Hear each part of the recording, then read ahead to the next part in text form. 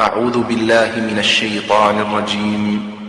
بسم الله الرحمن الرحيم. الحمد لله رب العالمين الرحمن الرحيم مالك يوم الدين إياك نعبد وإياك نستعين اهدنا الصراط المستقيم صراط الذين أنعمت عليهم غير المغضوب عليهم ولا الضالين.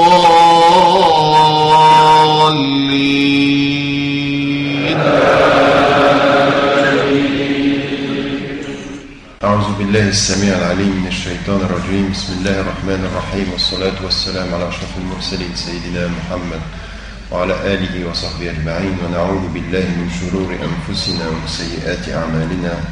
من يهد الله فهو المهتد ومن يضلل فلن تجد له وليا مرشدا. ونشهد أن لا إله إلا الله وحده لا شريك له ونشهد أن محمدا عبده ورسوله.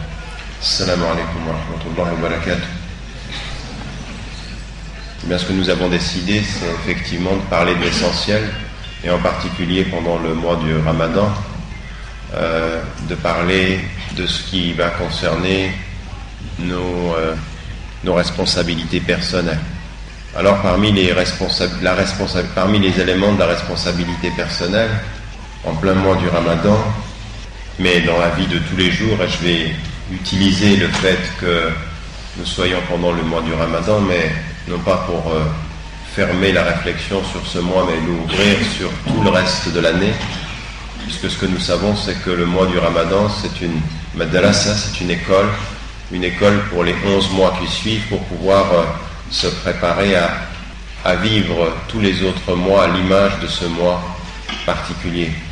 Et parmi les choses qui nous touchent tous, et vis-à-vis desquelles nous avons un grand effort à faire, personnel, mais également dans notre communauté, mais également par rapport aux gens avec lesquels nous vivons, c'est notre rapport à notre langue, notre rapport aux mots, notre rapport à notre façon de nous exprimer. Vous savez que le prophète, il nous a dit, il nous a fait comprendre que quand on se rapproche d'Allah, il faut se rapprocher de lui. Et quand on se rapproche de lui, on se rapproche de Dieu. Et il y a deux façons toujours de se rapprocher de ceux qu'on aime, puisque notre relation à Dieu, c'est l'amour. C'est non seulement d'écouter ce qu'ils nous disent, mais d'écouter la façon dont ils nous disent, non seulement de savoir comment ils ont vécu, mais d'apprendre ce qui, derrière ce qu'ils nous montrent, motive ce qu'ils sont devenus, comme le prophète et tous les prophètes auparavant. Et c'est vrai que quand vous lisez le Coran, Shahrul Ramadan wa Shahrul Qur'an, c'est-à-dire c'est le mois du Coran, vous le savez, c'est le mois dans lequel est descendu ce Coran du ciel le plus élevé au ciel le plus bas. Shahrul Ramadan alladhi unzila fihi al-Qur'an, c'est pour nous un moment particulier. Alors beaucoup d'entre nous, on sait qu'on doit lire beaucoup plus le Coran. Et pour tous ceux d'entre vous qui maîtrisent un minimum de la langue arabe, le rendez-vous avec le Coran doit être journalier, à plus forte raison pendant le mois du Ramadan. Et il faudrait se tenir à cette règle simple de dégager un temps de disponibilité de cœur et d'intelligence et de conscience pour pouvoir lire un 30e du Coran par jour. Ça, c'est une dimension du rapprochement. Mais qu'on se mette d'accord sur ce que ça veut dire que lire le Coran. Alors pour ceux qui peuvent le lire en arabe, ala barakatillah bien sûr, et pour ceux qui ne le peuvent pas, c'est d'apprendre le minimum d'arabe nécessaire, ne serait-ce que dans l'identification des lettres et ensuite des tilawad pour pouvoir le lire en arabe au minimum. Vous ne serez peut-être pas arabophone, mais il faut que vous deveniez coranophone, au minimum pour pouvoir avoir accès à ce que, quand vous l'entendez en arabe, que vous sachiez ce qui se dit. Mais pour ce qui est de maintenant, si vous ne pouvez pas le faire en arabe, faites-le en français au minimum. Mais faites-le en français ou en arabe, non pas simplement pour dire j'ai lu un juz, un 30e ou un hizb, un 60e, mais c'est aussi pour méditer. Allah subhanahu wa ta'ala est un éducateur. Vous savez, en langue française, il y a beaucoup de choses qui sont fausses dans les traductions. Elles ne sont pas toujours fausses, mais elles sont inexactes, ça ne rend pas bien le sens. Donc par exemple, vous avez Huwa Rabbul Alamin, on dit il est le Seigneur des mondes. Et en fait, c'est pas juste. Parce que la racine du mot Rabb, il y a la dimension de l'éducateur. Et dans l'éducateur, c'est celui qui donne forme. Et vous remarquerez d'ailleurs que quand on dit est un, on dit Allah. Mais quand on met la relation d'Allah au monde, on dit Rabbul Alamin, Rabbus Samawati wal Ard. En d'autres termes, il est l'être un qui donne forme, qui éduque. Et il y a cette dimension de tarbiya qui a la même racine, qui est de la même orientation dans la compréhension du terme. C'est pas Seigneur, c'est plus dans la relation directe qu'il a avec ce qu'il a créé pour donner forme.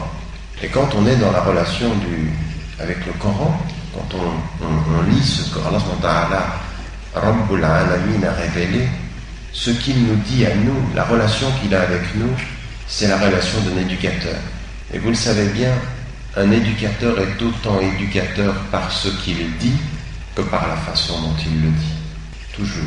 D'ailleurs, le meilleur éducateur, c'est celui qui a compris que la façon avec laquelle il dit les choses, ça fait partie de ce qu'il dit. Ça fait partie du contenu. Et Allah subhanahu wa ta'ala, il nous parle d'une certaine façon. Il n'y a rien dans l'exposé de la révélation qui nous fait venir à Dieu d'agressif.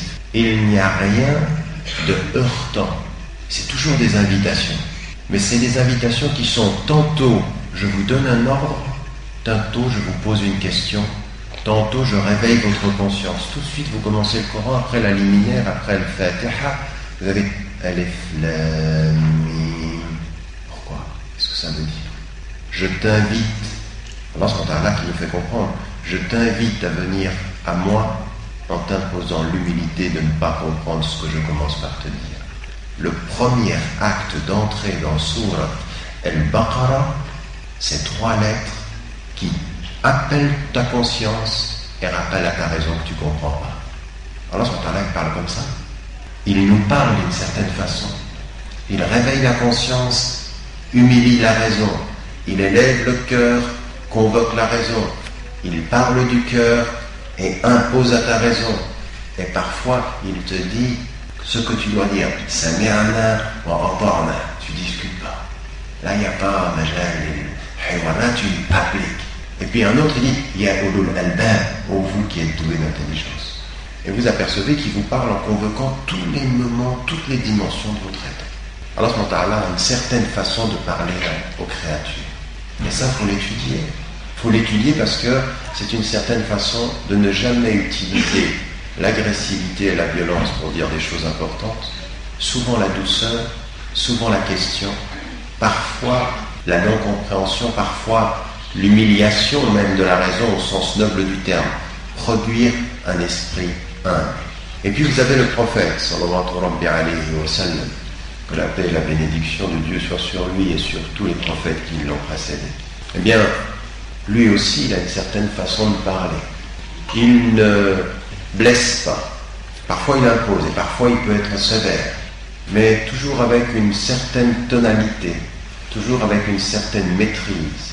En fait, plus vous étudiez la vie du prophète, plus vous comprenez que plus vous êtes avec Dieu, plus vous maîtrisez votre langue.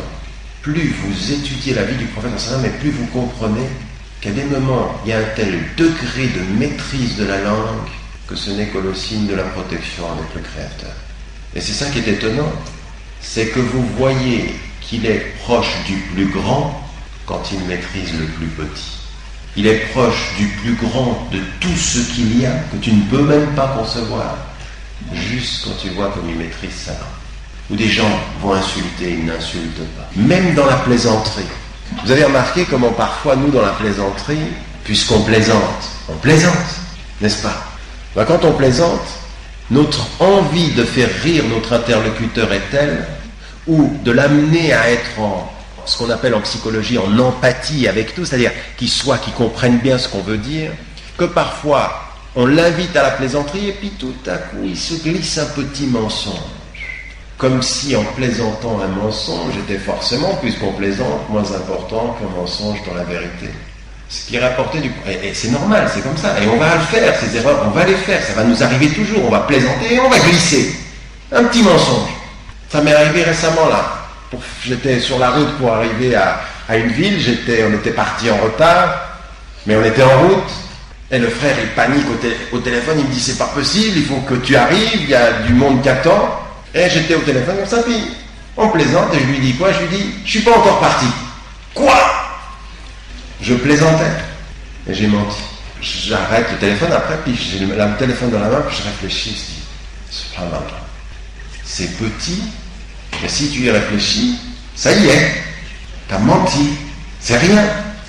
Mais plus tu te rapproches de la vérité, el-haq, Allah, plus tu es conscient de ces petites choses. Eh bien, le prophète salam faisait sourire et rire son entourage, mais il ne mentait jamais. Il ne mentait pas, même pour faire rire. Ce n'est pas pour qu'on cesse de rire, c'est pour qu'on maîtrise sa langue. C'est ça l'exemple. Il est le meilleur exemple, pas pour qu'on devienne des sinistrés, parce qu'il y en a qui ont tout compris à l'envers. Ils voient ça, puis ils se disent, alors, je suis le prophète, et ils confondent la proximité avec Dieu avec le sérieux. Tu as l'impression que plus tu t'approches de Dieu, moins tu ris, au sens où tu ris plus du tout. C'est trop sérieux pour rire. Non, le prophète, il souriait, et il admettait, et il riait, au sens où il plaisantait, et il admettait qu'on plaisante. Et c'est ça la vie aussi. C'est faire et se sentir bien, mais pas contre le bien. Vous comprenez la formule? Se sentir bien, mais pas contre le bien. Et c'est la vie, et il faut le vivre. Et les gens plaisantaient avec lui. Quand il dit à une vieille femme, il dit, mais aucune vieille femme n'entre au paradis. Hein? Vieille femme n'entre pas au paradis, ça veut dire que si tu vis, vous voyez, ça vous touche aussi. Eh bien, oui, parce que dans le verset, ceux qui entrent au paradis et celles qui iront au paradis seront éternellement jeunes. Ça vous rassure. Eh bien, le prophète, c'était cet exemple-là. Puis avec une chose aussi tout à fait particulière. Cette légèreté sans mensonge et cette force de la répétition. Il est dit, selon la tradition, que le prophète, parfois répétait 2 voire 3 fois la même chose. Et il allait lentement. Même dans sa façon de dire le Coran, il allait lentement. Parce que plus nous sommes habitués à la vitesse de ce qu'on dit, moins parfois on réfléchit à ce qu'on a entendu. Et lui, il arrête la conscience. Il dit, attends, je suis en train de te dire quelque chose d'important. Et il s'arrête et il le répète pour que ce soit entendu. La première, c'est pour que ton oreille l'entende. La deuxième, c'est pour que ta raison le comprenne. Et la troisième, c'est pour que le cœur le médite. Mon oreille a entendu. Mais des fois, t'entends, t'as pas écouté. La deuxième, c'est pour que ta raison comprenne. Et la troisième, c'est pour que ton cœur le médite. C'est-à-dire, ça veut dire quelque chose. Eh bien, le prophète, c'était cette école-là. Et il faut, quand vous revenez à la sunna du prophète, que vraiment nous comprenions cela. Parce que ce qu'il nous faut aujourd'hui, c'est que nous nous réconcilions avec le sens profond de ce rapport au monde. Nous sommes une communauté, nous disons et nous rappelons, les croyants sont frères, ceux qui portent la foi, mais ceux qui provoquent le pire des désastres, le vrai cataclysme psychologique dans notre communauté, ce sont les mots. Ce sont des façons que nous avons de nous parler, ce sont des façons que nous avons de nous insulter, ce sont des façons que nous avons de considérer que ces choses-là sont faciles. Ibn Mas'ud radiyallahu anhu disait, vous faites aujourd'hui des choses qui vous paraissent légères et qui pour nous étaient énormes.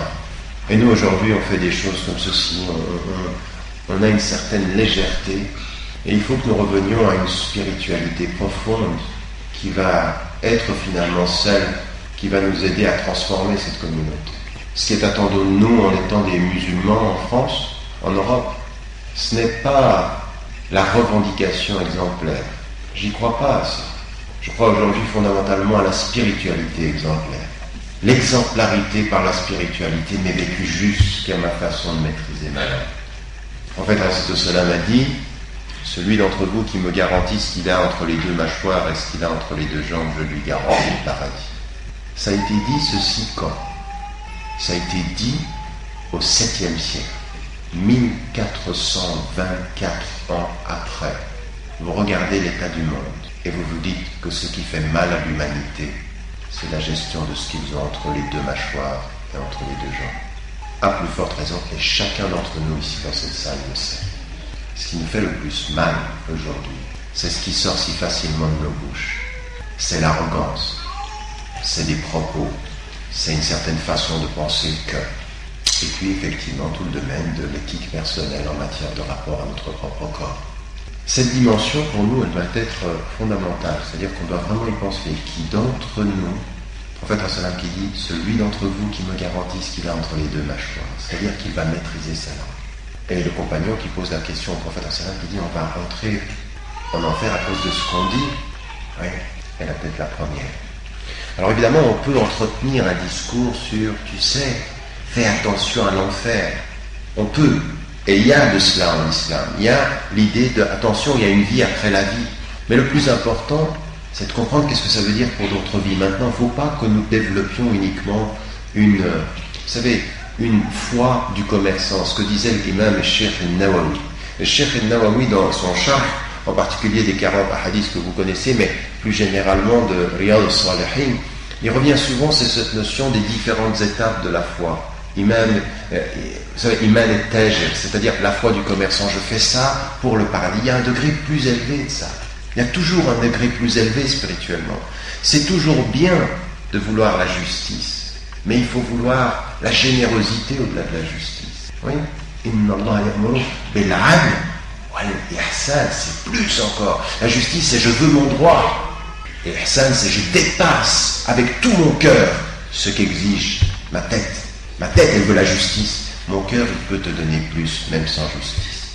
C'est quelqu'un qui vous a pris quelque chose, vous vous exigez qu'il vous le rende avec votre tête, puis finalement vous lui l'offrez avec votre cœur. C'est à toi. C'est le prophète qui rentre victorieux à la Mecque, le visage prosterné sur son cheval.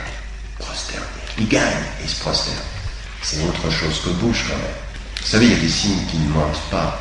Moi, il y a des signes qui ne mentent pas. À des moments donnés, quand vous regardez à la télévision la façon dont les gens se déplacent sur la surface de la Terre, la façon dont il y a une arrogance. Président des États-Unis. Mais les États-Unis passeront. Et le président avant les États-Unis même. Cette espèce d'arrogance qu'il y a dans le verbe et dans la stature, qui fait que les plus grands des leaders, ce sont ceux qui servaient ceux qu'ils guidaient. Pas ceux qui se montrent comme s'ils étaient sans eux, sans moi, point de salut. Et on monte la tête prosternée en vainqueur. Avec sa tête, il aurait pu appliquer la justice à tous, et Dieu sait s'il y en a qui méritaient un châtiment, plus de 23 années pour certains de persécution. Mais qu'est-ce qu'il leur dit? Vous êtes libres. Allez. Ça, c'est le ihsan. C'est l'excellence au-delà de la justice. Mais pour pouvoir dire ça avec sa bouche, il faut avoir vraiment pris le temps d'éduquer son cœur. Parce que la première attitude naturelle, c'est « Qu'est-ce que tu m'as dit là? Tu m'as insulté? T'en viens ici. » Vous savez quand ça m'est arrivé ça? Hier après-midi, à Paris, dans une conférence comme celle-ci. Il y en a un qui n'était pas content, avec un autre, la salle était pleine comme ceci, ils ont commencé à discuter, il leur a dit « Qu'est-ce que tu m'as dit toi? » Et elle vient dehors. Et là, il faut rappeler aux gens, et ils disent « Je jeûne, reviens à ton cœur. » Ça ne répond pas à la violence. Mais pour que tu te souviennes que tu jeûnes, il faut que ton cœur te dise « Quand je jeûne avec mon corps, je maîtrise ma langue avec mon cœur. » Tiens là, tiens ta langue. Tout ça, c'est une éducation, et quand on le fait avec son cœur, c'est comme si on priait. Vous savez, ce petit moment où vous allez dire quelque chose naturellement parce que quelqu'un vous a agressé, et que vous dites Bismillah ar-Rahman ar-Rahim, Subhanak, et puis vous retenez votre langue, là, vous êtes en train de prier. C'est une prière, c'est une sadaqah. C'est le moment où vous vous retenez. Alors il ne faut pas qu'on confonde tout. La prière, c'est pas les 5 fois là qu'on fait puis c'est fini. Je suis en relation de prière avec ma langue. Quelqu'un qui fait du dhikr, tu lui dis qu'est-ce que tu fais? Je prie. Quand tu es avec Dieu, tu pries tout le temps. Là maintenant, si vous dites dans votre tête Bismillah et que votre cœur est lié, c'est une prière. Personne ne le voit, mais lui le sait. Et vous l'oubliez des fois. Ça, cette dimension, c'est ça qui vient de la sira du prophète. C'est ça le plus important. Pourquoi? Parce que tout ce que je suis en train de vous dire là, c'est ce qui va déterminer comment on va être les uns avec les autres. C'est par cette relation qu'on a avec Allah subhanahu wa ta'ala qu'on va déterminer la façon d'être avec les autres. Une dimension fondamentale qui va être cette maîtrise personnelle. Alors j'avais juste une chose à mettre en évidence et qui est aussi importante. Le prophète alayhi salam a dit « Le cœur ne devient droit », et ça c'est rapporté dans un nom, je vous renvoie à ce texte d'ailleurs. Ça a été traduit en français, c'est sans commune mesure. Malheureusement, c'est sans commune mesure avec le texte arabe de Ihya Ulumuddin, dans le passage qui est le dégât des mots. Mais le contenu est là en français. En particulier pour un certain nombre de hadiths qui sont traduits de façon correcte ou de façon large.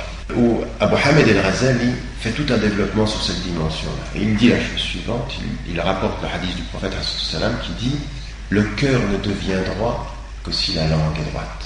Et vous apercevez en fait que c'est un cercle vertueux. Vous éduquez votre cœur à dire le bien, et plus vous dites le bien, plus vous éduquez votre cœur à s'habituer au bien. C'est une certaine façon d'entrer dans un cycle positif. Mais le contraire existe aussi. Vous vous habituez à être vulgaire, votre cœur s'habitue à la vulgarité et il vous pousse à continuer à être vulgaire. Quand vous êtes habitué à une certaine façon de parler, cette façon de parler habitue votre cœur à s'y habituer. Oui. Et là, on est mal. Là, il faut venir à Mulhouse un dimanche après-midi, puis qu'il y ait un de votre frère qui dit « Stop ! Arrête !» Là, maintenant, il faut se reprendre.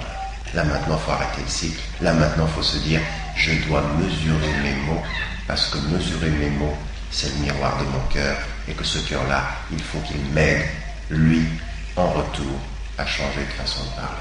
Celui d'entre vous qui me garantit ce qu'il a entre les deux mâchoires, et l'autre hadith, finalement, la langue est le miroir du cœur. Tu parles comme tu sens. Et quand tu parles mal, tu ne peux pas sentir bien. C'est pas possible. Ou alors tu es un miracle en exercice. Ce qui n'existe pas. Pour nous, c'est pas possible. Donc tout ce qui va être déterminant, c'est ce travail-là. Qu'est-ce qui est tout à fait étonnant avec la langue?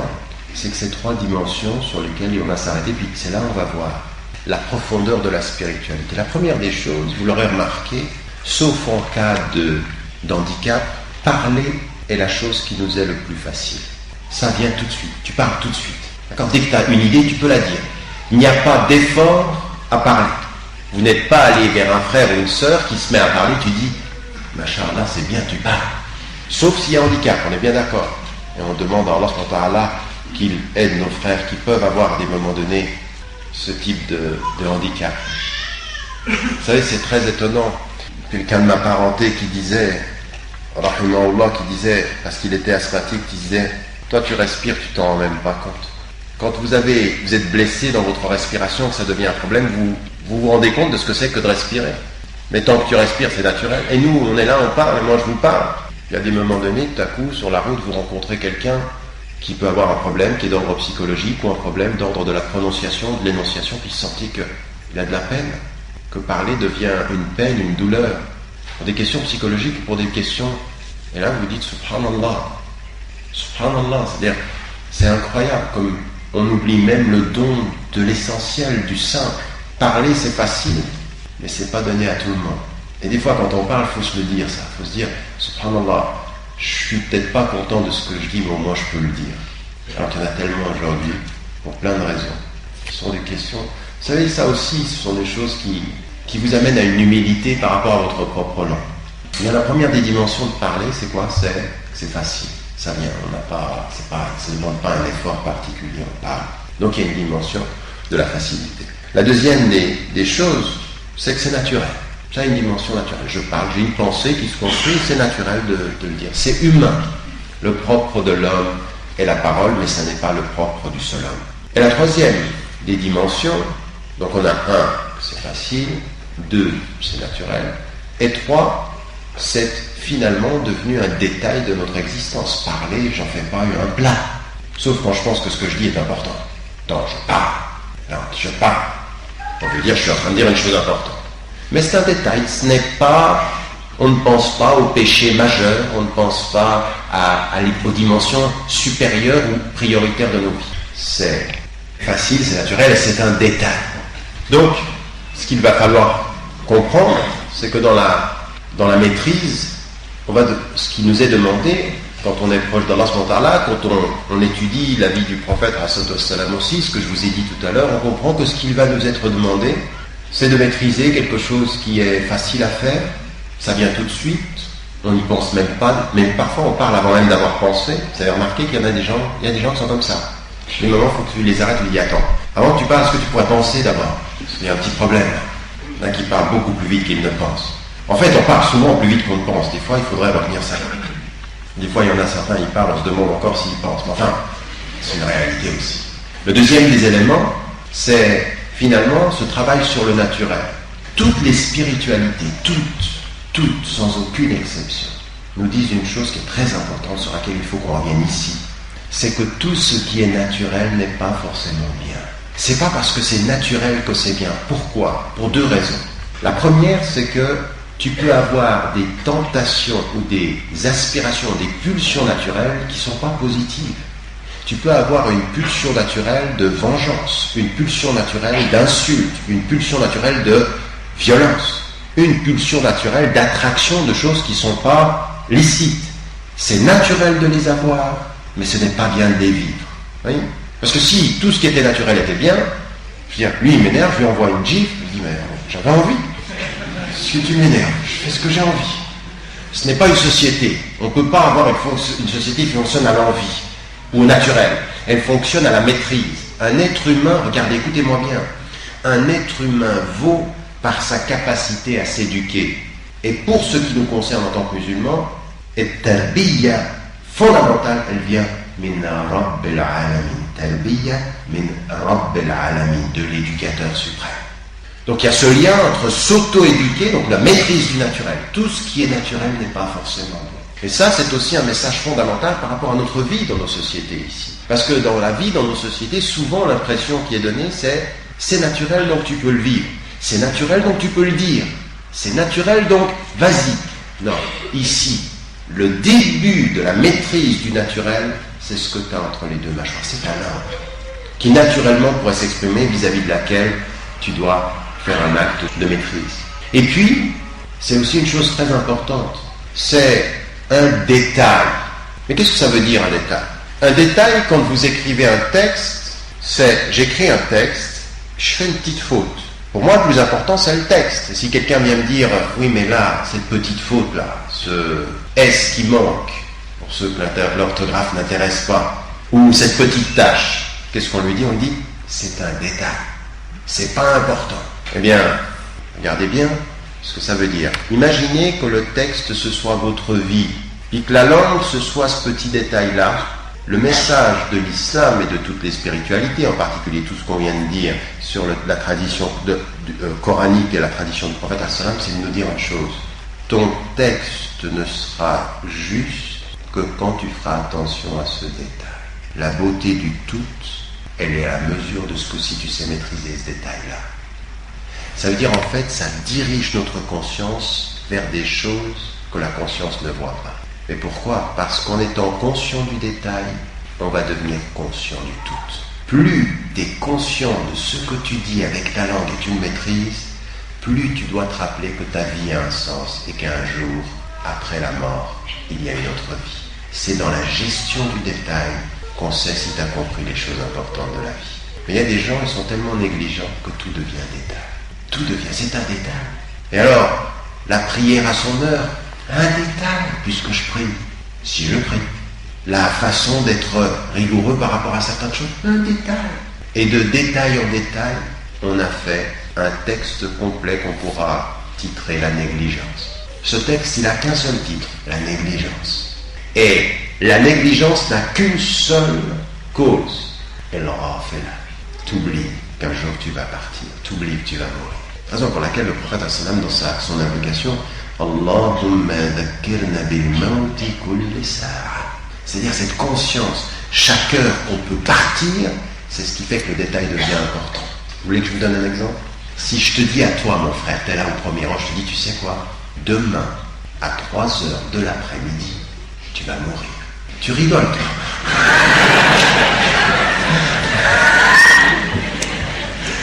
Wallah, je te dis ça. Tu penses qu'entre maintenant et demain à 3h de l'après-midi, les petits détails de ta vie auront le même sens ? Pas du tout. Toutes les petites choses deviennent importantes. Tout ce qui est petit devient important. Attention, il me reste que ça. Mais tu sais, ce qui est le pire, c'est que je ne sais même pas si tu es vivant ce soir à 7h du soir. Tu rigoles plus ? On ne sait pas. Et le raf, là, c'est ça, c'est de penser que tout passe et puis que c'est des petits détails. Bien, la langue, la maîtrise de la langue, c'est ça. C'est exactement ça. C'est ce détail qui doit devenir tellement important. C'est cette chose naturelle qui suppose la maîtrise. Et c'est une chose facile qui exige la conscience. Maîtriser sa langue. Alors, ça nous amène à dire quoi? À se souvenir de ce que disait Ruth Dorder. Il avait une formule très simple pour te dire attention à ce que tu dis. Il dit, tu sais, tu as 2 oreilles et une bouche. C'est pas un scoop, mais la conséquence est très importante. Tout simplement, tu ferais bien, avec tes 2 oreilles, d'écouter 2 fois plus que tu ne parles. Tu as 2 oreilles pour écouter plus que le fait de parler. La biologie ne confirme pas ces dires, mais la spiritualité les impose.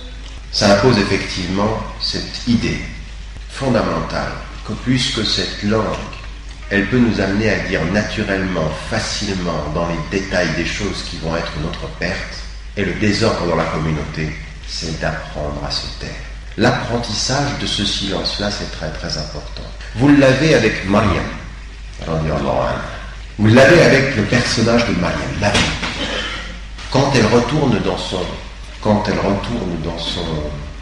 vers son peuple, et que ce qui lui est imposé, c'est un silence. Elle ne parle pas que par gestuelle, par symbolique. C'est-à-dire le jeûne de la parole comme purification de la langue. Alors comme on jeûne du fait de manger et de boire, dans la vie quotidienne, il faut faire cet effort à des moments donnés du silence. Le silence est une des dimensions de la foi. Vous ne verrez aucune tradition spirituelle, aucune, et en islam c'est très important, qui ne vous enseigne pas à être silencieux avec Dieu. Et silencieux, ça ne veut pas dire ne pas parler.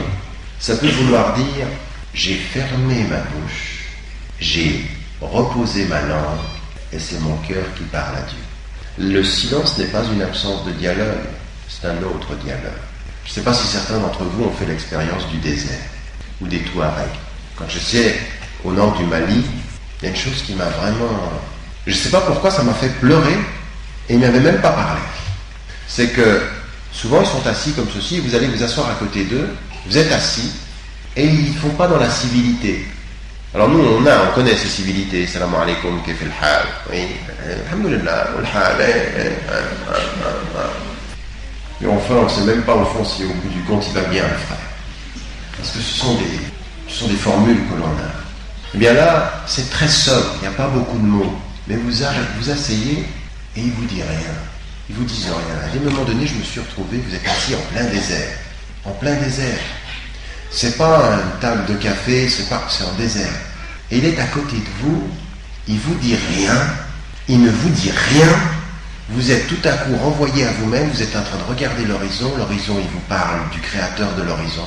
Le désert, il n'y a pas beaucoup de bruit, mais ça dit énormément de choses sur Dieu. Vous savez, Michel Serres, un philosophe français, disait « Ceux qui regardent l'univers et qui ne croient pas en Dieu font acte de négligence. » Alors, je peux vous dire, à des moments donnés, quand vous êtes dans le désert et vous comprenez toute l'atmosphère du Coran, et à des moments donnés, il y a un silence comme ceci, il y a un horizon. Et moi, les choses que je me suis dites en voyant le désert, je dis « Mais quand tu vois le désert, ne pas croire en Dieu, c'est pas naturel. » Il y a quelque chose comme ça, un horizon comme ceci qui... Alors, il est à côté de vous, le frère, en humanité, parce que tous ne sont pas musulmans, et ils se taisent, et ils sont à côté de vous, ils vous poussent à communiquer avec l'univers, à communiquer avec le créateur de l'univers, et à communiquer avec eux, vous n'allez pas dire non, vous n'avez rien dit, mais vous parlez tout le temps.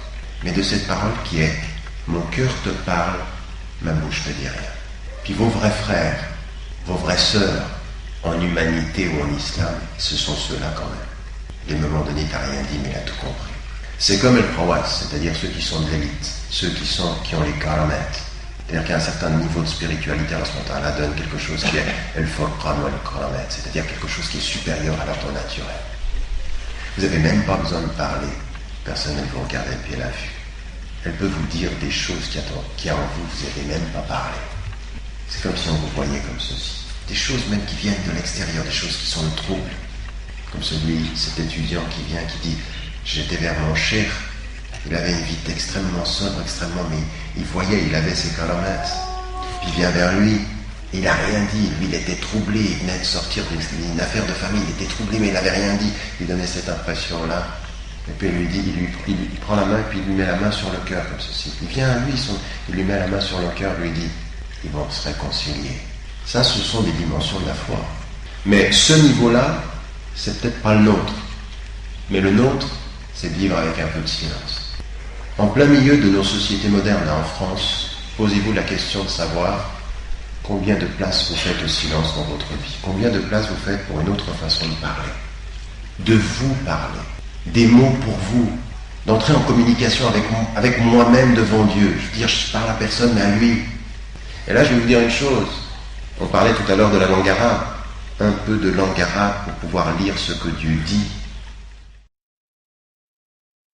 Mais parler à Allah subhanahu toutes les langues du monde, parce qu'Allah il a créé toutes ces langues-là. Vous parlez dans la langue qui est la vôtre, avec les sentiments qui sont les vôtres. Ces mots-là, ils ont du poids parce qu'ils sont en train d'éduquer votre cœur à maîtriser votre langue. Des fois, quand tu reposes ta bouche, ta langue, puis tu es avec toi-même comme ceci, cette éducation-là, elle va te pousser à ne pas dire des choses vaines et des choses inutiles. Ça nous manque, ça. Nous sommes devenus une communauté de pipelettes, une communauté de juges. On parle beaucoup, on réagit beaucoup. Et ces petits moments comme ceci, où on se tait, où on parle sans parler, où on est avec Dieu sans que personne ne le voit si ce n'est lui, ça nous manque énormément. Il y en a certains dans leur maison, je veux dire, la télévision elle est allumée en permanence. Il faut qu'il y ait un bruit de fond, sinon je suis perdu. Mais c'est vrai, ils laissent la télévision, ou alors ils ont la radio. Il n'y a jamais de silence. Jamais. Il y a des personnes au téléphone, quand ils parlent, quand tu te tais au téléphone, 15 secondes de silence et ils paniquent. Qu'est-ce qu'il y a? Ben rien. J'étais en train de te parler. Vous avez jamais remarqué? Le silence qui fait paniquer, c'est la preuve que la paix est absente. Un cœur en paix aime le silence. Un cœur troublé aime le bruit. Chaque fois que dans une radio FM, il y a un moment de silence, l'animateur vient pour s'excuser de l'erreur. Vous avez jamais remarqué? C'est tout le temps du bruit. Ça va à la suite. Il y a un moment de silence. Excusez-nous, il y a eu un problème. Je veux dire, c'est le monde à l'envers. On te distrait. Bien ça, pour pouvoir savoir ça, c'est vraiment le poids des mots dans votre vie. Bien le prophète, c'était ça aussi. Cette capacité parfois de ne pas parler, de faire silence, de se reposer, de ne pas trop parler. C'est la première des dimensions. Et vous remarquerez que dans le hadith du prophète, il y a une chose qui est tout à fait intéressante. Parce qu'il y a une gradation comme ça. Il dit « Imsik alayka lisanak » tiens ta langue. Alors évidemment, c'est tiens ta langue quand tu vas parler, mais tiens ta langue aussi de parler, de ne pas trop parler, le sens du silence. Il n'y a pas d'être qui soit proche de Dieu qui n'expérimente pas le silence. Et posez-vous la question encore une fois, vous savez, pour avoir du silence dans sa vie, il faut le gérer. Il faut gérer une activité qui va s'appeler quoi? Un moment de silence. Je gère l'activité que je fais pour manger, l'activité pour le travail, puis il y a un petit moment où il faut gérer le silence, le mettre dans sa vie, en avoir la préoccupation. Parce qu'encore une fois, c'est ça qui éduque le cœur et c'est ça qui va changer ce que tu dis. Eh bien, imsik alayka lisanak wal yas'aka baytuk, et que ta demeure te suffise, wabki ala khati'atik, et pleure sur tes erreurs. Regardez la gradation. C'est comme si imsik alayka lisanak, ça te renvoie à toi. Et puis c'est par l'espace que ta demeure te suffise. C'est comme si finalement la maîtrise de la langue fait en sorte que tu vas retrouver parmi les tiens, dans ta demeure, il y a des espaces comme ceux-ci qui doivent te suffire. Ceux qui parlent beaucoup ne sont jamais très bien à la maison. Ceux qui aiment parler comme ça, il faut que ça sorte, il faut que ça bouge. Et moins tu parles, plus la demeure te convient. Et c'est pas un hasard que le prophète met ça tout de suite après. Et quand ta demeure te convient et que tu es seul avec toi-même, tu vois tes erreurs face à face. Wabki ala khati'atik. Parce que le silence qui amène les larmes, c'est ce qui te purifie. Mais les paroles qui amènent la distraction, c'est ce qui t'enfonce. Il y en a qui pensent que plus ils parlent après une erreur, plus elle s'efface. Jamais. C'est moins tu parles, et plus tu pleures, plus elle s'efface. Mais tu la regardes en face, tu l'évites pas. Vous pensiez que j'allais vous parler des mots. Non, c'est ça dont je parle.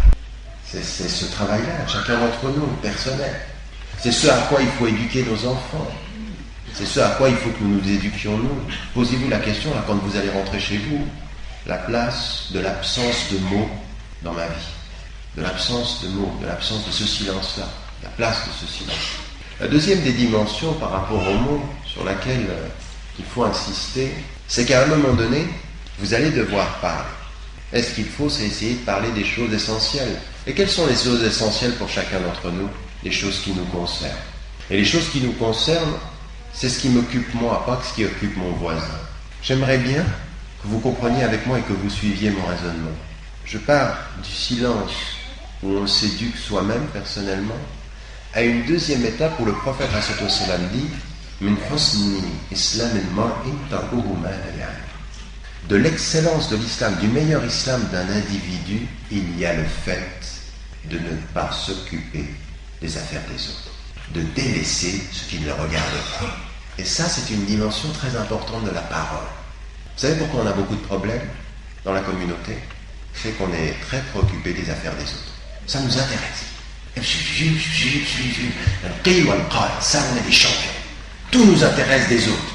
C'est une communauté qui a produit des individus qui sont en train de coloniser les affaires des autres. La réalité, c'est ça. Pourquoi il y a des problèmes? C'est s'occuper des affaires des autres. Quand on est dans le silence, on comprend que finalement, à un moment donné, il faut mesurer ces mots. Ne t'occupe pas de mes affaires. Tu ne t'occupes de mes affaires que quand tu veux le bien, mais t'occuper des affaires par cette curiosité malsaine, par cette critique, par ce jugement. Oui, regardez bien comme je le mets en deuxième étape. Ne pas s'occuper des affaires des autres, c'est-à-dire vous n'avez aucune vocation à devenir le juge de l'autre. C'est-à-dire, tiens ta langue, occupe-toi de tes affaires en fait. Tu ferais mieux de t'occuper de tes affaires. Et il n'y en a pas un dans cette salle, pas une dans cette salle, personne, de quelque tradition qu'il soit.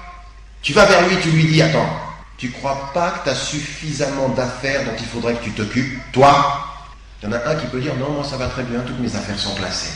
Aucun. On a tous des dossiers dans le cœur, on a intérêt à s'en occuper vite. Donc si on devait chacun s'occuper de nos affaires, on s'occuperait moins des affaires des autres. Donc il n'y a pas à faire 36 000 leçons, vous n'avez pas besoin d'un moufti qui vienne vous ouvrir le cœur, tu dis, t'as vu ce dossier-là? Il n'est pas fini. Vous le savez très bien, le dossier qui n'est pas terminé. La paresse à la maison, la paresse dans la prière, les propos malséants, la façon de pouvoir même mentir à ceux qu'on aime le plus sur la terre. Il y en a ici qui sont dans cette salle aujourd'hui, là maintenant, et qui peuvent de leur langue mentir à ceux qu'ils aiment le plus sur la surface de la terre, leur mère ou leur père. Quand on est à ce niveau-là, tu ferais mieux de t'occuper de tes affaires. C'est ça qui est sidérant dans l'être humain. C'est que finalement, il y a une telle inconscience de soi et une telle conscience de l'autre que finalement, on n'arrive plus à atteindre la fraternité. Parce que plus tu es conscient de tes problèmes personnels à toi, tout ce que tu as à régler, moins tu as le temps de t'occuper des autres. Moins tu as le temps de t'occuper de les juger. Plus tu es juge des autres, moins tu t'habites. Et plus tu t'habites, moins tu juges les autres. Alors, cette dimension, écoutez bien ce hadith, de l'excellence de l'islam d'un individu, c'est de ne pas s'occuper de ce qui ne le regarde pas. Si vous venez maintenant à Surat al-Hujurat, quelque chose de très impressionnant dans la construction, il y a un lien entre le fait de ne pas s'occuper des affaires des autres et le fait de ne pas médire, qui apparemment, quand vous y pensez comme ça, c'est pas évident. Je ne m'occupe pas des affaires des autres, mais ça ne veut pas dire que je médis. Voilà, tajassasu. Ne vous espionnez pas les uns les autres. Oui, ne vous espionnez pas. C'est-à-dire, ne vous occupez pas des affaires des autres. Il faut savoir une chose. Il y en a parmi nous, ils peuvent faire du mal, vraiment du mal. Mais si publiquement ce mal n'est pas apparu, il faut que vous sachiez qu'Allah les protège de votre regard. C'est une volonté divine de protéger le mal que certains font du regard des autres. Voilà, et que les uns ne médisent pas des autres. Ne vous espionnez pas au début, et tout de suite, ne devenez pas médisants les uns vis-à-vis des autres. C'est-à-dire qu'il y a un lien ici évident entre la négligence que l'on a quand on ne pas s'occuper, c'est dès que tu t'occupes des affaires des autres que tu vas glisser vers le pire, et le pire c'est quoi? El-rib, c'est-à-dire la médisance. Et la médisance, ça a deux faces. Ça a une face qui est de dire de quelqu'un une chose dans son dos qu'il n'aime pas. Ça, c'est la médisance. C'est vrai, mais il ne l'aime pas. C'est-à-dire, t'es nerveux. Moi, je suis ton frère. Regardez jusqu'à où ça va. Mais t'es vraiment nerveux. Je ne l'ai pas inventé, t'es nerveux. Mais toi, t'aimes pas ta nervosité. T'aimerais te maîtriser. Et moi, je vais vers le frère, tu sais, le frère Ahmad, là, il est nerveux. Ça, on est déjà dans la médisance. Ça veut dire que je dois maîtriser ma langue avec mon cœur en connaissant le cœur de mon frère, en sachant ce qu'il n'aime pas. Je sais mon cœur, mais je sais que lui, il n'aime pas ça. Donc je connais son cœur un peu et je ne dis pas ce que son cœur n'aime pas. Puis il y a la calomnie. La calomnie, c'est dire dans le dos de quelqu'un quelque chose qui n'est pas vrai. Et ces deux dimensions-là, ça vient de notre langue. Si nous étions sincères les uns avec les autres, on saurait que nous nous donnons peu de silence, nous maîtrisons peu notre langue, nos demeures ne nous suffisent pas, nous sommes très espions les uns des autres, très curieux les uns des autres, nous nous occupons beaucoup des affaires des autres, et nous finissons par être très médisants. C'est la réalité de la communauté musulmane. Et pas ici dans une salle comme ça, c'est la réalité même, locale.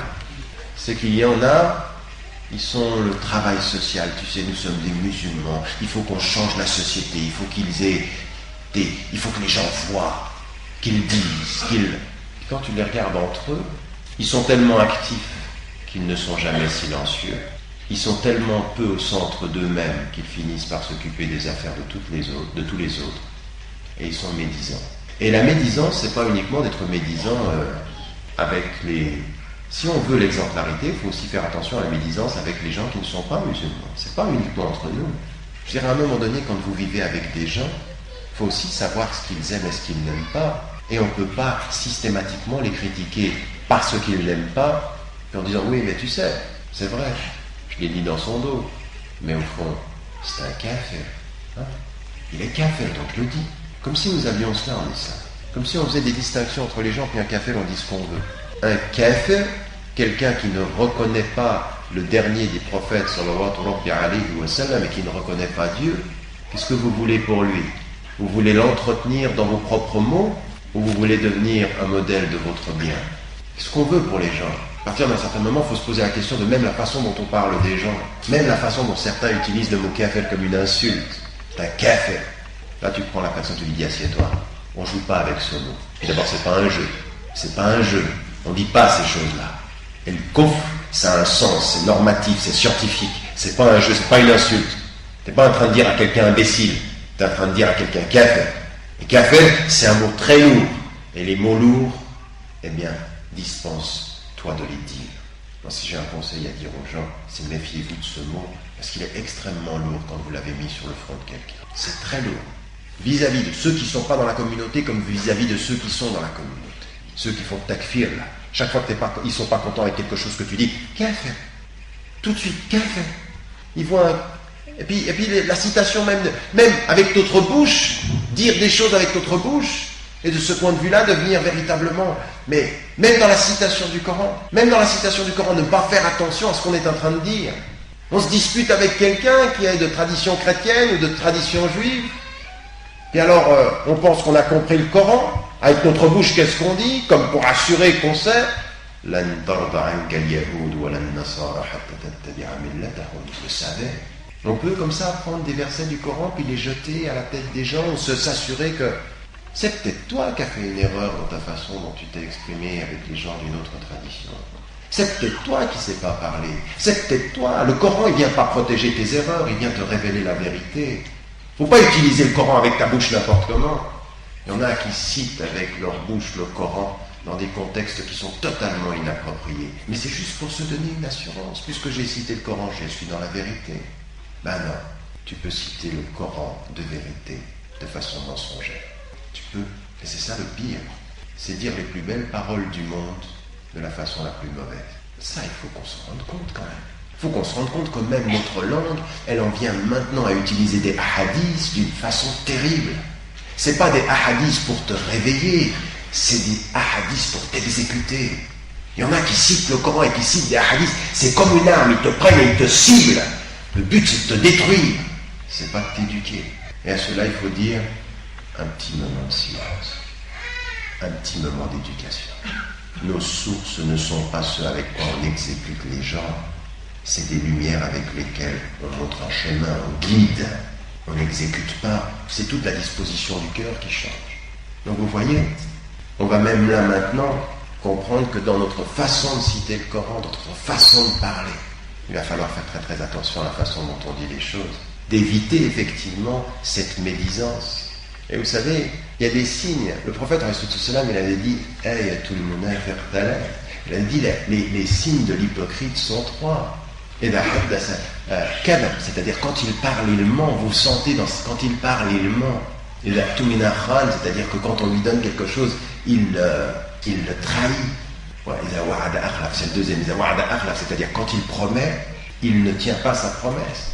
Mais vous promettez avec quoi? Quand vous parlez avec quoi? Avec la langue. Quand vous promettez, c'est avec quoi? Avec la langue. Quand on vous donne un bien pour le garder, vous allez le garder et dire que vous allez le garder avec quoi? Avec la langue. Les 3 signes de l'hypocrite, c'est effectivement sa langue. Puis il y a une quatrième chose qui est surprenante dans un autre hadith, qui est une quatrième. Quand il se dispute avec quelqu'un, il explose. Vous n'avez jamais remarqué? Enfin, vous savez, peut-être même vous que vous êtes comme ça. Quand on commence à parler avec vous, masha'Allah, discussion, on a l'impression que vous maîtrisez la situation, self-control. Le ton monte, et les mots montent. Et à un moment donné, il y en a certains, quand ils se disputent, la langue alors, plus rien ne la tient. Tout y passe. Quand il se dispute avec quelqu'un, il explose et il dit tout et n'importe quoi. Celui qui explose et qui dit tout et n'importe quoi quand il s'énerve, c'est la preuve qu'en temps de calme, il ne maîtrise pas suffisamment son cœur. Il y a des signes dans l'excès qui vous montrent comment vous êtes dans la normalité. Et ça, il faut se poser des questions. Chacun d'entre nous le sait, à des moments donnés, quand vous vous énervez, vous dites des choses qui vont plus loin que votre pensée. Et le prophète nous a dit 4 signes de l'hypocrite. En d'autres termes, 100% d'entre nous, dans cette salle, ont en tout cas 1, 2, 3 ou 4 de ces signes. Je dirais même que 89,9% d'entre nous ont les 4. Combien de fois a-t-on promis et on n'a pas tenu? On a parlé et on a menti. On a reçu un dépôt puis on a peut-être un peu trahi. Celui-ci, c'est peut-être les gens qui nous connaissent tellement qu'ils ne nous font plus de dépôt. Et puis, quand on s'énerve, on dit n'importe quoi. Eh bien, ça c'est un travail. Et de quoi suis-je en train de parler depuis le début de cet exposé? De quoi suis-je en train de parler?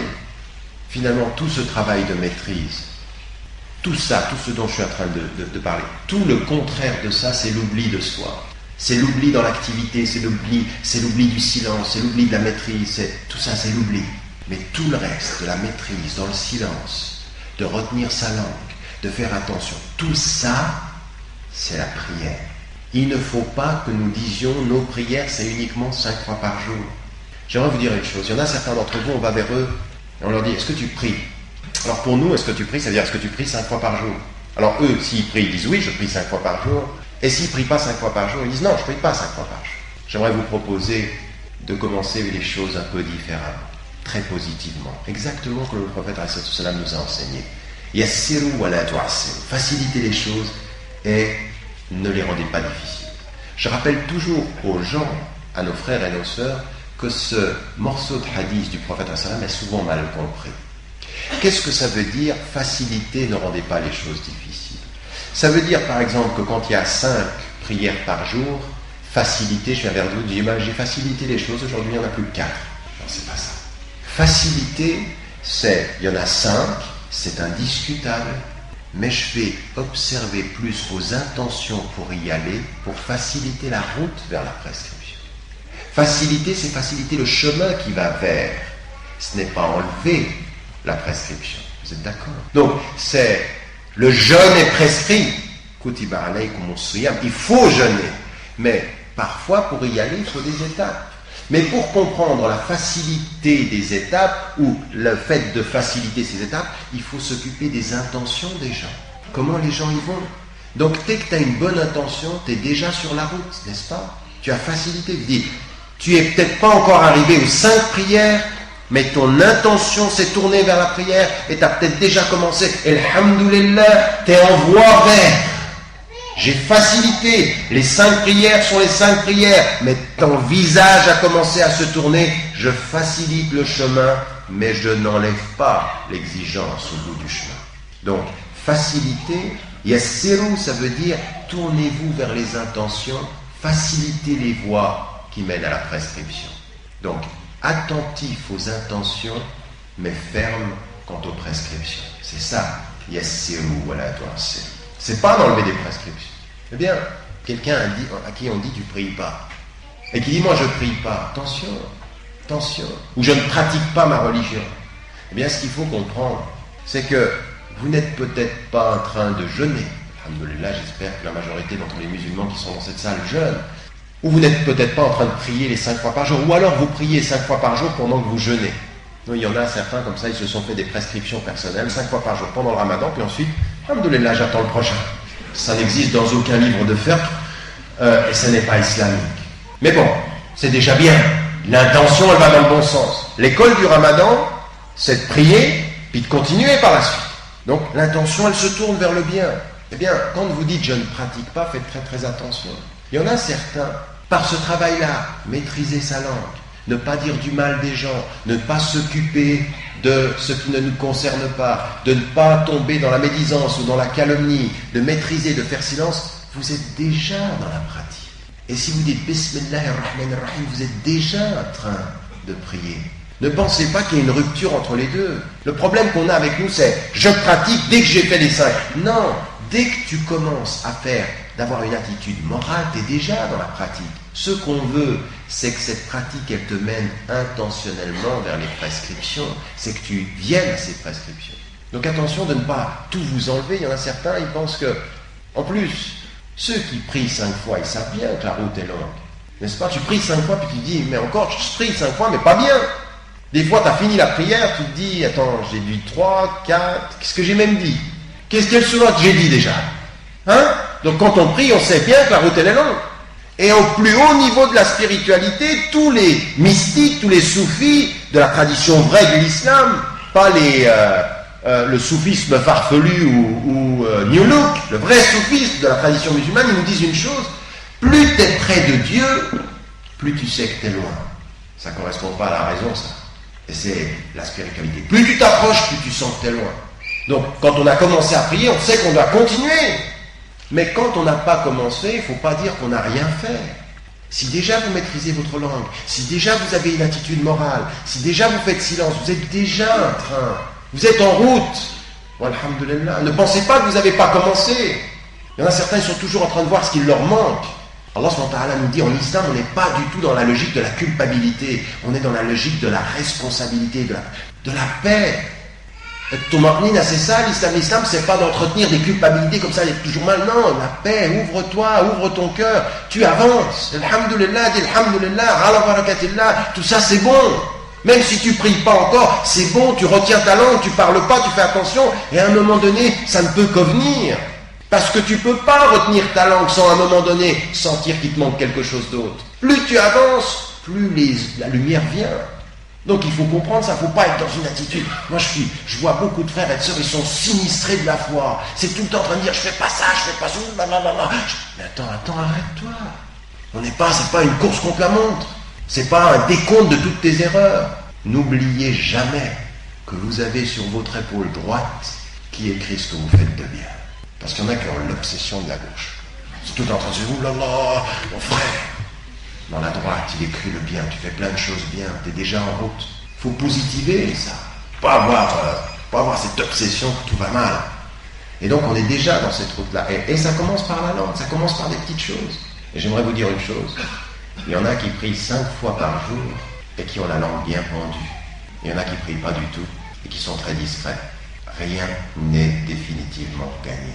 Il faut toujours continuer. C'est ça le djihad al-nafs. C'est ce travail. C'est jamais gagné. Et quand vous savez cela, vous avez fini de prier 5 fois, vous avez fini de prier à la mosquée, vous sortez de la mosquée, puis vous voyez des gens à côté de vous qui n'ont peut-être pas fait la prière, de ces jeunes qui peuvent être dans les cités. Faites très très attention. Parce que jeunes ou moins jeunes, il y en a, et même des femmes et des hommes qui ne prient pas, plus âgés, ils sont peut-être parfois plus discrets avec leur langue que vous. Ils parlent moins dans le dos que vous. Il y en a. Ils sont loin de la pratique, ils ont déjà commencé à pratiquer. Ils ne le savent même pas. Et il y en a qui sont dans la pratique et qui contredisent leur pratique par tout ce qu'ils disent. Dès que vous êtes dans cette logique-là, vous commencez à vous taire un peu sur les gens. Vous savez bien que la route est longue. Et puis, à parler aux gens de la meilleure des façons, et on terminera là-dessus. Vous savez que Pharaon a dit Ana rabbukumul a'la. Regardez, l'arrogance, je suis votre Dieu le Très-Haut. Et Allah Ta'ala envoie Moussa wa Haroun, alayhim as-salam. Il envoie son Moïse et son frère. Et qu'est-ce qu'il leur dit de lui dire?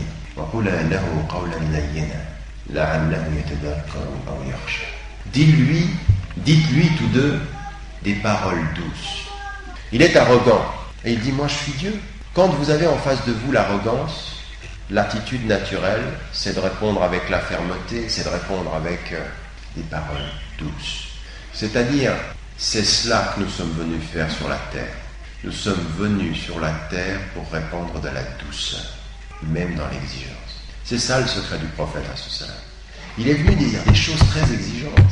C'est pas facile de dire à une communauté vous priez 5 fois par jour. C'est pas facile de faire comprendre à une communauté pendant le mois du Ramadan vous allez ajouter de la prière le soir. Il l'a fait pendant quelques fois, puis ensuite il l'a fait à la maison pour pas que ça devienne une obligation pour la communauté. Salat al-Tarawih, il l'a fait lui tout seul après. Et puis Tahajjud. C'est pas facile, il n'est pas venu avec des choses faciles. Cet homme qui n'est pas venu avec des choses faciles a été aimé de tous ceux qui l'entouraient, il ne voulait pas le quitter. Quel est le secret?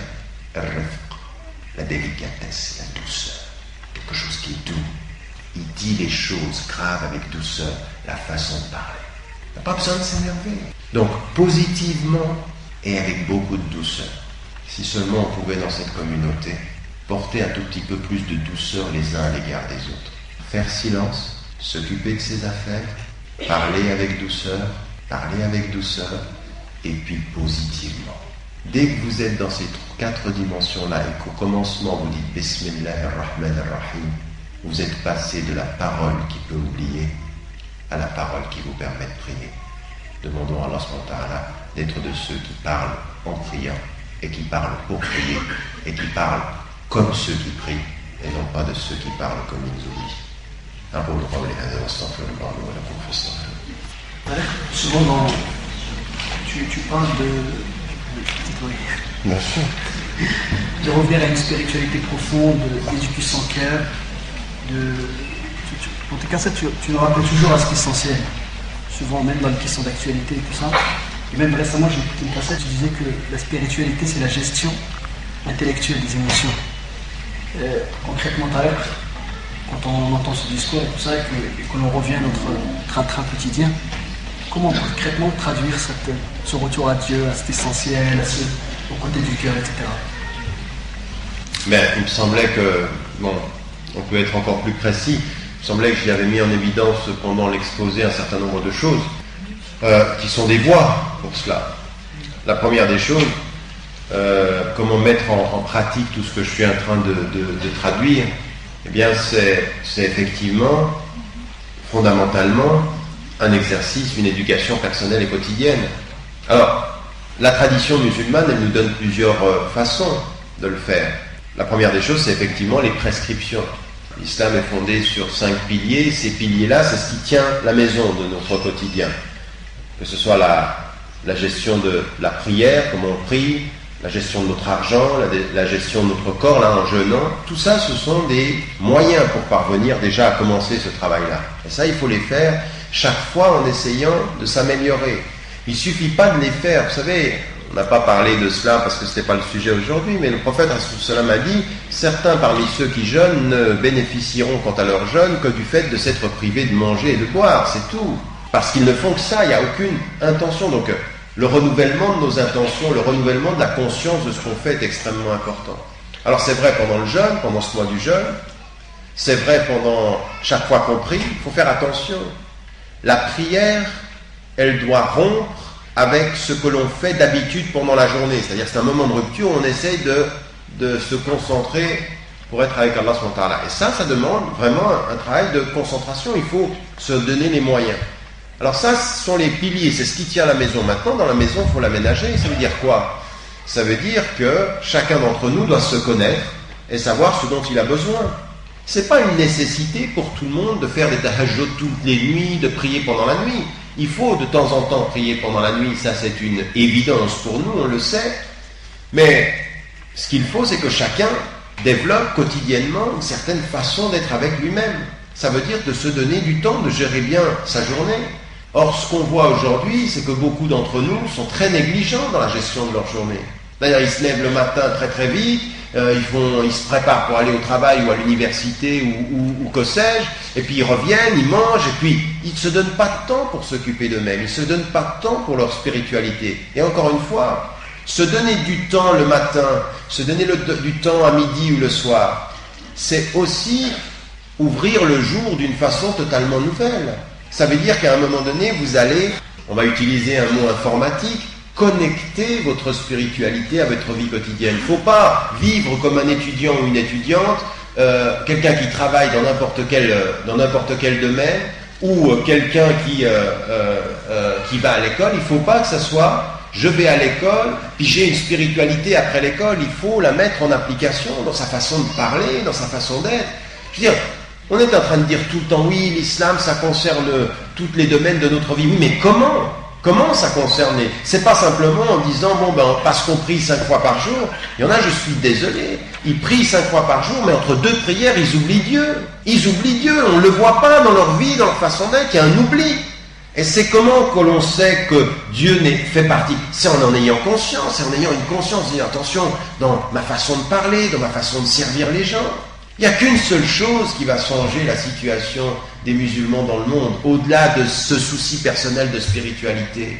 Il n'y a qu'une seule chose, n'y voyez. Je veux dire, on pourra vous donner des millions, on pourra vous donner tout ce que vous voulez de richesse, voire des armes. Ça ne sauvera pas cette communauté musulmane. Qu'une seule chose.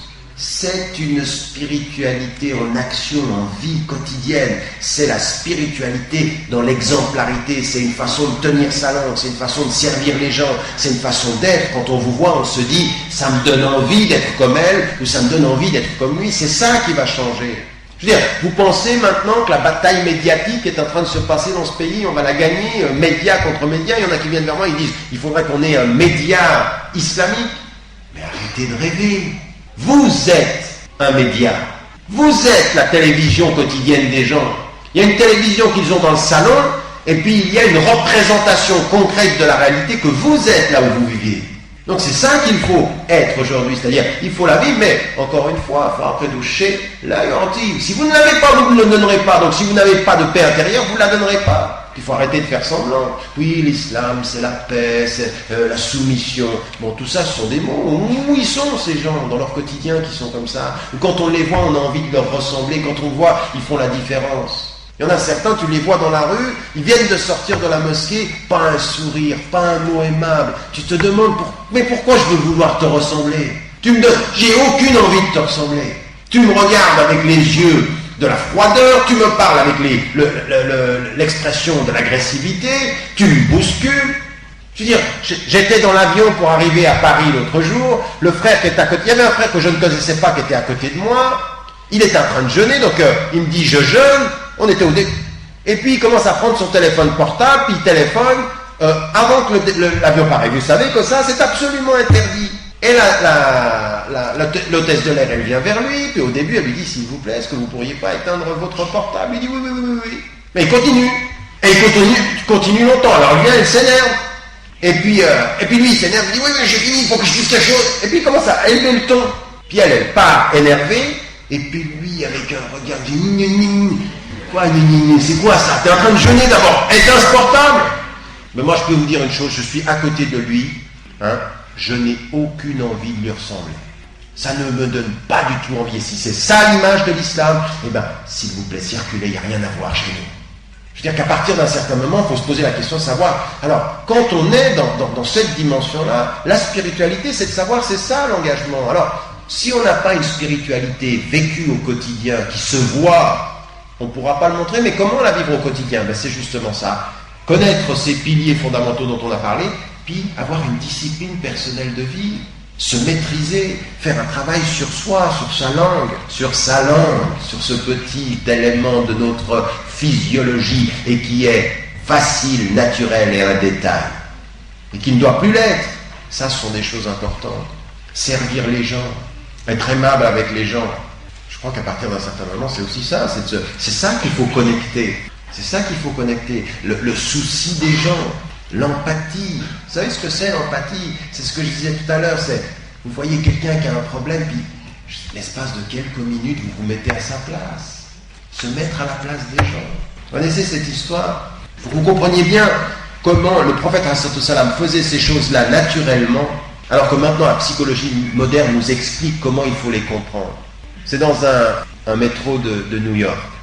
Et puis, c'est vers 11h le soir, et il y a quelques personnes dans le métro, et puis tout à coup, il y a un homme qui rentre avec 2 enfants. Et il s'assied, et les gens étaient tranquillement en train de lire. Et les 2 enfants, ils vous mettent dans le wagon un bruit, et ça part dans tous les ça crie. Alors tout le monde se retient, on lit. Il y en a un, il me dit, j'en ai marre. Il va vers lui, il me dit, écoutez-moi monsieur, vous pouvez pas prendre vos 2 enfants là et les calmer là, parce que ça commence vraiment à m'énerver. Je peux pas lire. Vous pouvez pas prendre vos 2 enfants? Et l'autre il le regarde et il dit, ça tombe bien, vous allez peut-être pouvoir m'aider. Il dit, ces 2 enfants là, ils viennent de perdre leur maman. Et je sais pas quoi faire. Et l'autre, vous voyez ce moment? Il passe de l'autre côté, puis il se met à la place de l'autre. Puis il se met à la place des enfants. Et le monde change. Oui. Eh bien, le prophète, à des degrés divers, il n'a pas arrêté de faire ça. Celui qui est entré dans la mosquée pour faire ses besoins, il dit, chut, laissez-le. Il se met à sa place.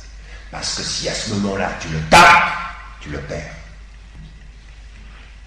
C'est aussi simple que ça. Mais ça, il faut maîtriser son cœur avant l'insulte. Parce que certains, ils auraient pris l'enfant, viens ici que je te file une claque. Regardez, c'est ça l'empathie. Ça, c'est quoi? C'est la gestion intellectuelle de ses émotions. C'est ça la spiritualité. C'est savoir ça aussi. Si simplement nous pouvions être 5% de ça dans notre vie quotidienne, ça change tout. Vous n'avez même pas besoin d'écrire de livres. Parce qu'en fait, vous savez une chose, c'est qu'on peut écrire 100 livres, mais là, dans cette salle, pour les gens qui vivent avec vous, il y a 600 livres. Chacun d'entre nous est un livre dans lequel les gens lisent. Essayez, tout à l'heure, vous sortez, vous dites, je suis un livre. Qu'est-ce qu'on y lit? Allah Ta'ala.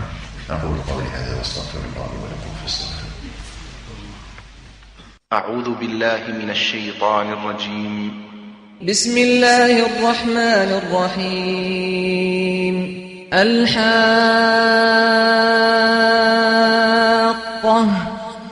ما الحاقة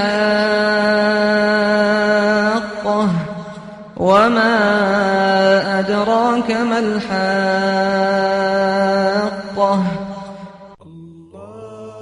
Pour plus d'informations sur nos productions, visitez notre site www.islam-france.com.